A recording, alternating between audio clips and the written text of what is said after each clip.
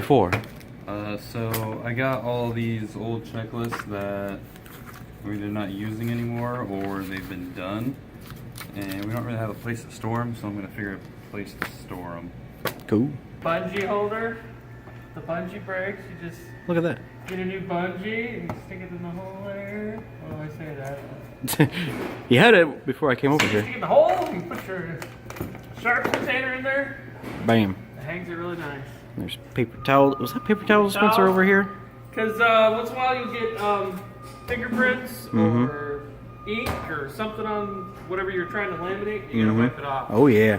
So you got alcohol and paper towels. Man, it's a nice looking shelf. It's A lot coming better. together. A lot better than it was before. Then I just put a little peg through the bottom, Genius. put a washer underneath so it stay there. Alright. So they want to get rid of this table. So they stole the casters off this morning. I mean, I don't want to say anything, but the laws of the universe dictate the moment you do something like this, somebody's going to need it. Oh, hi. Joe and I switched offices, and so now it's James back here and Joe's back up front, and so just going through cleaning. Joe and James keep switching office. See, Joe has done all these nice improvements, like this desk and that, and James just moves in and takes them all. Mark, what are you doing? I am creating labels for our new FedEx Express, UPS, and Speedy cart. Oh, he says it's new. It's new. It's a new idea of mine. Well, let's go take a look at it. This is the cart Mark was talking about. It's not new, we've had it down there for a while, but we took out the middle shelf there, so now you can fit a big box on each part, and that way we can have Speedy, FedEx Express, and UPS, not necessarily in that order, on this cart. And then we got Joe out here at his old desk, not new desk, his old desk that he did a lot of improvements to. I don't know if they're even still here.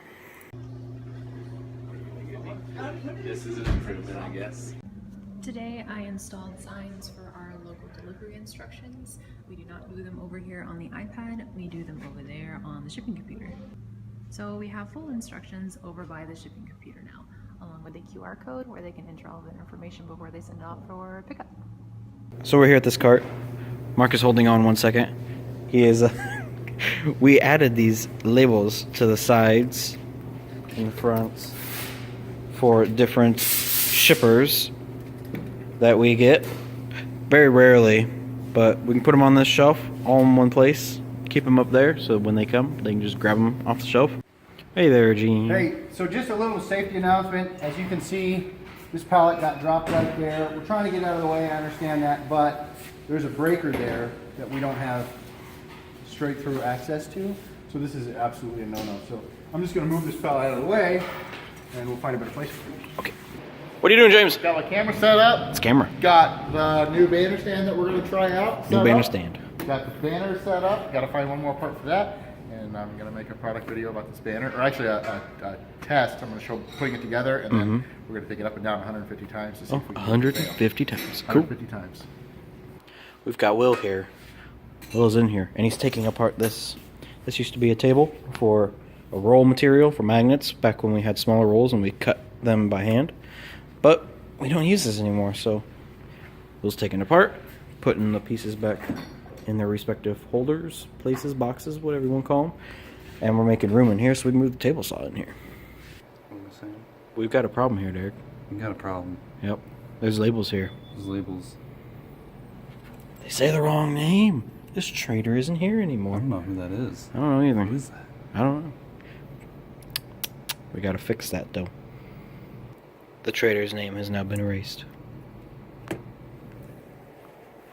Good job. It's gone.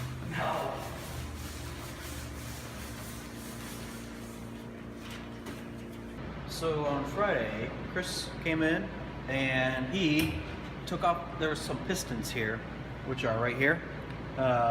We think they're causing issues with the squeegee angle and whatnot. So Chris took them off and he put on these tension, I'm not sure what they're called after that, but he put them on and now we're going to test them out and see if they help with the squeegee angle New York here. If you're in Excel and you're trying to pull data for a formula that moves, I'm going to show you how real quick. So right here I've got Mark, James, and Gene. These are just random numbers. Up here we have column headers of 2, 4, 6, and then we're going to have a total. This number here is a running total. So in order to lock a formula in, when you type it in, if you want to lock in your source, if you're going to lock in a row, which is a number, you put a $ in front of it. If you want to lock in a column, you put a $ in front of the column. So basically a $ locks in your formula so you can drag it anywhere you want, and whatever source cell you're trying to pull from, if it has a $ in front of it, it's going to pull it from the same spot every time, regardless of where you're copying the formula to.